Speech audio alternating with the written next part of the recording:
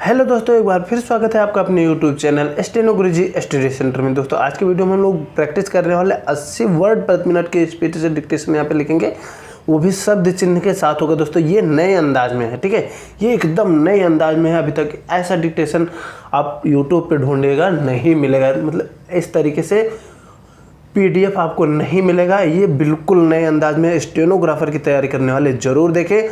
तो वीडियो में आगे बढ़ने से पहले जिन्होंने चैनल को सब्सक्राइब नहीं किया है प्लीज़ सब्सक्राइब कर बेल आइकन को प्रेस कर लीजिए और अपने दोस्तों के साथ भी शेयर कीजिए। पीडीएफ आपको हमारे टेलीग्राम चैनल पे मिल जाएगा और टेलीग्राम का लिंक नीचे डिस्क्रिप्शन बॉक्स में दिया गया है। आप वहाँ से टेलीग्राम ज्वाइन कर PDF free of cost download कर सकते हैं और डिक्टेशन लिखने के बाद आप पीडीएफ से मैच करा सकते हैं कि आपकी कितनी गलती हो रही है, ठीक है। यहाँ पे दोस्तों अगर आपको न समझ में है जहाँ पे कि कौन सी आउटलाइन किस तरीके से बन रही है, तो आप वीडियो वहाँ पे रोक के देख लीजिएगा कि कौन सी आउटलाइन किस तरीके से बन रही है। पूरा यहाँ पे जितने भी शब्द हैं सभी का लिखा गया है, ठीक है, साथ साथ लिखा गया है। आप वीडियो रोक के देख लीजिएगा कि किस तरीके से लिखा जा रहा है। पहले आप पूरा 80 की स्पीड से लिखिएगा। अगर उसके बाद आपका छूट रहा है तो आप पीडीएफ से भी मैच करा सकते हैं। आपको दोनों पीडीएफ दे दिया जाएगा, ठीक है, जो लिखा हुआ है साथ में और जो सिर्फ वर्ड है पूरा, ठीक है, दोनों पीडीएफ आपको टेलीग्राम पे दे दिया जाएगा। टेलीग्राम का लिंक नीचे डिस्क्रिप्शन बॉक्स में दिया है, ठीक है। तो ज़्यादा देरी ना करते हुए हम प्रैक्टिस कर लेते हैं। 5 सेकेंड, स्टार्ट। सभापति महोदय, आपने मुझे सदन में अपनी बात रखने का अवसर दिया, इसके लिए मैं आपको धन्यवाद करता हूँ।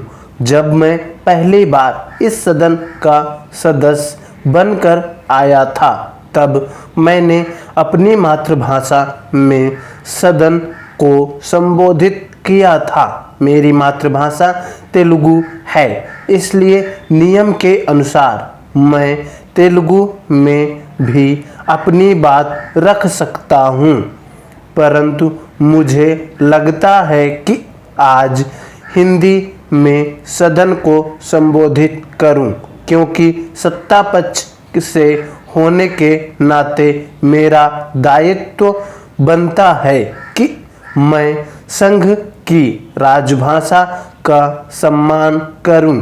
यदि शब्दों के चयन के कारण मेरे संबोधन में कहीं ठहराव आता है तो मुझे इस बात के लिए आप क्षमा करेंगे। आज इस सदन में किसानों की समस्याओं की चर्चा चल रही है। मैं किसानों की इन समस्याओं के समाधान की इच्छा से चर्चा में भाग लेना चाहता हूं।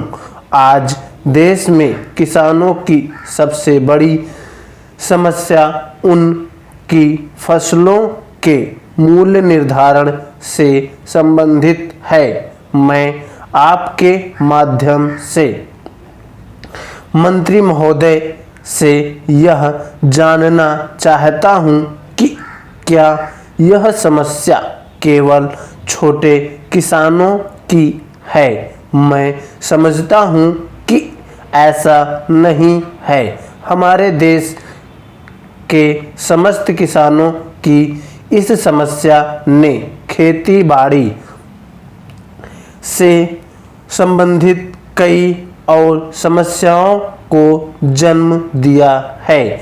इससे हमारी पूरी कृषि व्यवस्था के सामने संकट पैदा हो गया है। मैं सदन में उपस्थित सभी पक्षों के सदस्यों से अनुरोध करता हूं कि वे इस पर गंभीरता से विचार करें। देश की जनता ने विपक्ष में बैठी पार्टी के खिलाफ एक राजनीतिक निर्णय लिया है, जिसके कारण उनका लगभग 72 साल पुराना शासन समाप्त हो गया। मैं आपकी पार्टी के नेतृत्व में बनी विभिन्न राज्य सरकारों को भी सचेत करता हूं कि वे जनता से किए गए वायदे को पूरा करें। यदि वे शीघ्र से शीघ्र किसानों की समस्याओं को हल नहीं करेंगे तो किसान उनके विरुद्ध वैसा ही निर्णय लेने के लिए बाध्य होंगे जैसा पिछले आम चुनाव में लिया था। मेरा मानना है कि कृषि प्रधान देश होने के नाते इस सभा के अधिकतर सदस्य किसानों के वोट से चुनकर आते हैं। जो हम चुनते हैं उनमें से 2/3 किसान पूर्णतः गरीब हैं। ये छोटे और सीमांत किसान बड़ी मुसीबत में हैं। ये ऐसे किसान हैं जिनका सबसे अधिक शोषण हुआ है। पूर्व की सरकार ने इन किसानों की स्थिति के बारे में विचार नहीं किया। स्वतंत्रता प्राप्ति के लगभग 72 वर्षों के शासनकाल में सभी सरकारें उनके प्रति उदासीन रही। सभापति महोदय, पिछले वर्ष हमारे गृह राज्य में भ्रम के कारण सरकार और जनता के बीच तनाव की स्थिति बनी रही। हिंसा का रास्ता अपनाए जाने की कोशिश की गई। मेरा मानना है कि लोकतंत्र में ऐसे तरीकों के लिए कोई स्थान नहीं होना चाहिए। देश के विकास में सभी का योगदान बराबर है। कोई भी व्यक्ति या देश अकेले देश का विकास नहीं कर सकता। मैं चाहता हूं कि सदन के अधिक से अधिक सदस्य इस विचार विमर्श में हिस्सा लें। हमारे माननीय प्रधानमंत्री जी ने आदिम जातियों एवं पिछड़े क्षेत्रों की ओर ध्यान देकर विशेष काम करने का बीड़ा उठाया है। वे इन क्षेत्रों के विकास के लिए कटिबद्ध हैं। वे चाहते हैं कि आबादी का कोई भी हिस्सा यह न समझे कि हम उन्हें भूल गए हैं। उनकी उपेक्षा से हम सबको हानि होगी।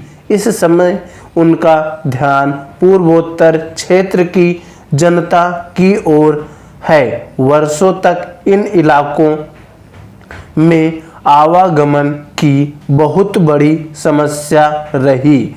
बरसात के दिनों में पूर्वोत्तर के कई हिस्से शेष भारत से कट जाते हैं। वहाँ के लोगों से हमारा संबंध टूट जाता है।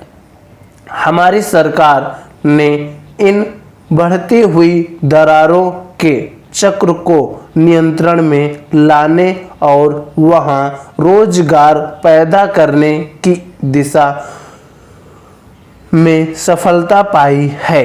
इन लक्ष्यों की प्राप्ति के लिए विशेष कार्यक्रम आरंभ किए गए हैं। हमें इसके लिए काम करना है। सभापति जी, आर्थिक क्षेत्र में हमारी सरकार का लक्ष्य स्वदेशी और आर्थिक स्वराज है।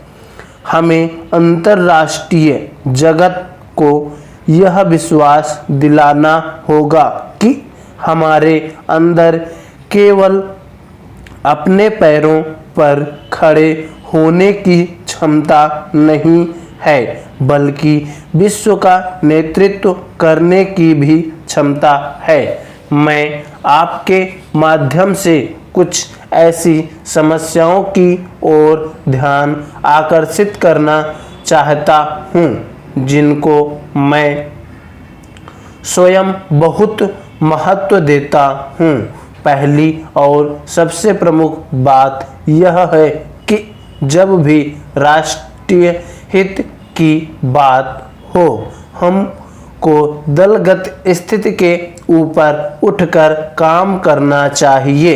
मैं मानता हूँ कि क्षेत्रीय स्तर पर कई दलों की अपनी अलग मजबूरी होती है, परंतु वह मजबूरी राष्ट्रहित से बड़ी नहीं होती। हमें राष्ट्रीय मुद्दों पर केंद्र सरकार का समर्थन करना चाहिए। समय की कमी है, अतः आपको धन्यवाद देते हुए मैं अपनी बात यहीं पर समाप्त करता हूँ। ओके दोस्तों, यहाँ आप लोग ट्रांसक्राइब कीजिएगा। यह 80 शब्द प्रति मिनट की स्पीड से था। मैटर बहुत ही अच्छा था। आप लोग ट्रांसक्राइब कीजिएगा, फिर पता लग जाएगा कि कितनी गलती हो रही है। उम्मीद है आपको वीडियो पसंद आया होगा। आई होप आपकी तैयारी अच्छी चल रही होगी। दोस्तों यहाँ पे जो है कि जो शब्द जिस तरीके से लिखे जाते हैं पूरा लिखा गया है, ठीक है। अगर आपको जहाँ पे जो डाउट हो कि किस तरीके से बनेगा इसका आउटलाइन, तो आप वीडियो पॉज करके देख सकते हैं। तो इसी तरह के वीडियो के लिए आप चैनल को सब्सक्राइब कीजिए और अपने दोस्तों के साथ भी शेयर कीजिए। मिलते हैं नेक्स्ट वीडियो में, तब तक के लिए बाय। Thanks for watching. जय हिंद, जय भारत।